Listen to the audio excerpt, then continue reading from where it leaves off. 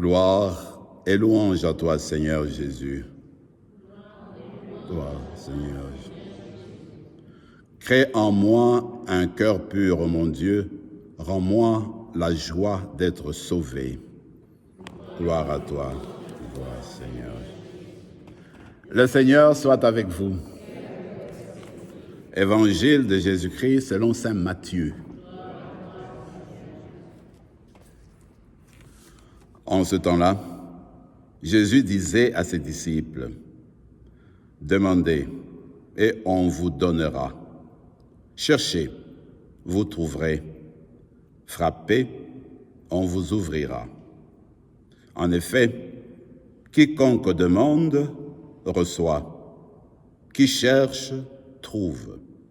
À qui frappe, on ouvrira. » Ou encore, lequel d'entre vous donnera une pierre à son fils qui lui demande du pain, ou bien lui donnera un serpent quand il lui demande un poisson?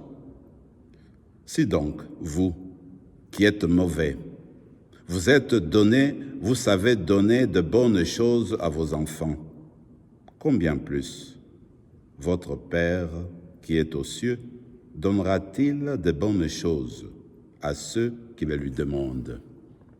Donc, tout ce que vous demanderiez, tout ce que vous voudriez que les autres fassent pour vous, faites-le pour eux, vous aussi.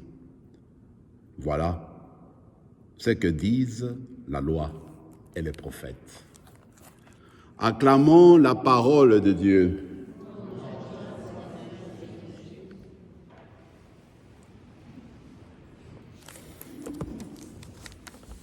Je disais au début qu'en fait, le thème d'aujourd'hui porte sur la prière. Et chacune d'entre nous a son expérience. Souvent, moi aussi j'entends dire dans mon cœur des fois, les gens disent, mais là, on dirait que Dieu ne nous entend pas. Moi, j'ai prié, ça fait plusieurs fois, je reviens sur la même chose, on dirait que Dieu ne nous entend pas. Alors, c'est comme si on pense des fois qu'il y a des prières assez spéciales qu'on peut avoir, et puis quand tu le présentes directement, ça va chez Dieu.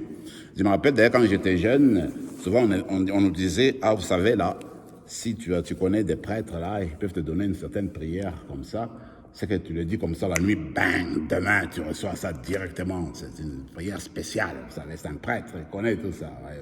Hein? Non, moi je me dis, c'est quoi la prière?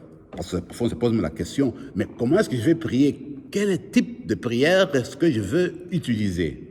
Mais en fait, la prière, c'est que moi je comprends de plus en plus aujourd'hui, la prière, c'est ce qui jaillit de ton cœur. Ce qui te dérange dans ton cœur. Ce que tu aimerais avoir, tu aimerais désirer, tu veux que quelqu'un vienne pour t'aider. Quand tu te tournes vers Dieu, eh bien, c'est cette prière-là. Ce que tu dis vraiment de ton cœur, sans aller chercher des textes autour de toi, c'est cela, la vraie prière pour toi. C'est-à-dire, regardez, j'ai eu venant un petit enfant, et puis il a tout le temps de la difficulté à l'école. Je rêve tellement que je trouve des façons, qu'il y a des personnes qui vont l'aider à avancer avec les autres groupes, les autres enfants du même groupe. Ça, c'est une prière. Quelqu'un qui se préoccupe, qui voit comment son petit enfant a de la difficulté. Alors, ce qui te désire en toi, ce que tu voudrais avoir vraiment dans ton cœur, du très fond de toi-même, tu te tournes vers Dieu, ça, c'est vraiment la première prière qui se trouve dans ton cœur. C'est ça qu'en fait. Alors, quand tu prends cela et que tu écoutes la prière d'aujourd'hui, moi, je trouve très belle les textes qu'on nous a présentés aussi, disons, les propositions qui nous sont présentées dans les textes d'aujourd'hui. Le Seigneur qui dit, écoutez, frappez et on vous ouvrira la porte. Demandez et vous allez recevoir parce qu'on vous demandez. Alors ça, c'est Dieu qui parle en fait. Comme pour dire, en fait, Dieu attend.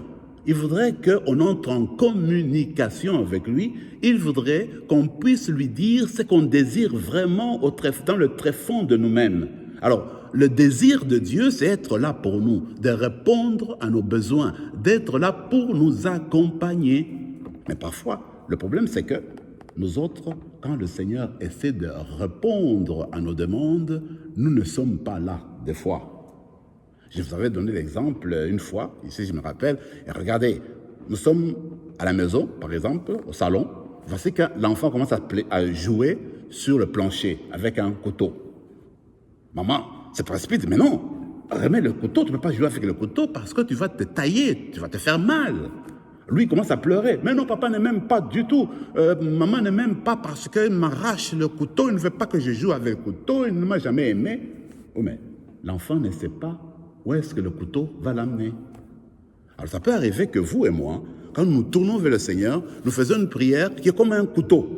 Le Dieu ne veut pas donner, mais non, je vais lui donner ça. Il me demande cela, moi je ne vais pas lui donner maintenant parce que je sais que ça va lui faire du tort. Il ne répond pas.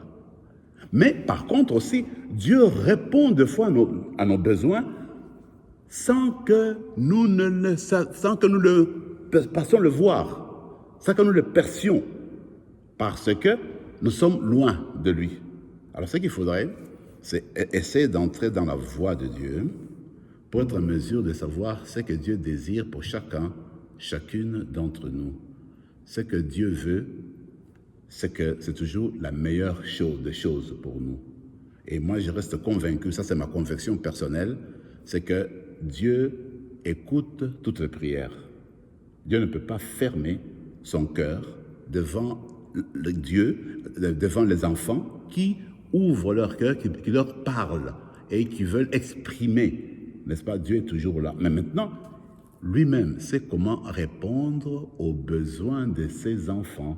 Maintenant, nous autres, la demande qu'on peut avoir aussi, c'est que Dieu nous apprenne à accueillir ses réponses, à voir comment il répond à nos besoins. Dans l'expérience d'une personne, ça peut être aussi, tu te demandes tous les jours, tu ne reçois rien. 6 ans après, tu vois que ce que tu cherchais là, on te l'accorde. Parce qu'il a fallu du temps pour que tu comprennes pourquoi Dieu voulait que tu reçoives la chose à ce moment-là. Donc en fait, la prière, il faut toujours cette ouverture-là, te dire, finalement, Seigneur, je te demande ceci, mais je voudrais que tu répondes, que je suive ta volonté. Parce que ce que Dieu veut, c'est la meilleure des choses, toujours. Alors peut-être qu'aujourd'hui, on va demander cette grâce-là, que le Seigneur nous donne la grâce de comprendre comment prier. Et puis qu'il nous donne la grâce de comprendre comment il répond aux besoins. Et puis, sans se fatiguer, continuons toujours à demander, à frapper la porte. Et puis, le Seigneur va toujours répondre. Et comme je l'ai dit, le Seigneur écoute toutes les prières. Pour finir maintenant, parce que ce sont les prières, on va prier pour la prière, on va prier pour le pape. Vous savez que depuis qu'il est devenu évêque de Rome, on n'a jamais entendu un pape tout le temps demander qu'on prie pour lui. Alors continuons à prier pour le pape François, qui demande tellement que les gens prient pour lui. Il a commencé là il y a 12 ans. Chaque jour, il répétait ça. Priez pour moi, priez pour moi. Et c'est important. Alors c'est une manière, c'est une foi aussi, c'est une foi. Quand tu dis, écoute, prie pour moi, tu as de la foi et tu sais que la confiance, Dieu va venir, va te répondre. Pape François a la foi pour dire que quand on prie, Dieu écoute. Voilà pourquoi il se tourne vers nous et dit, écoutez, priez pour moi. Et puis, aujourd'hui, on peut se dire les uns les autres, prions les uns pour les autres. Amen.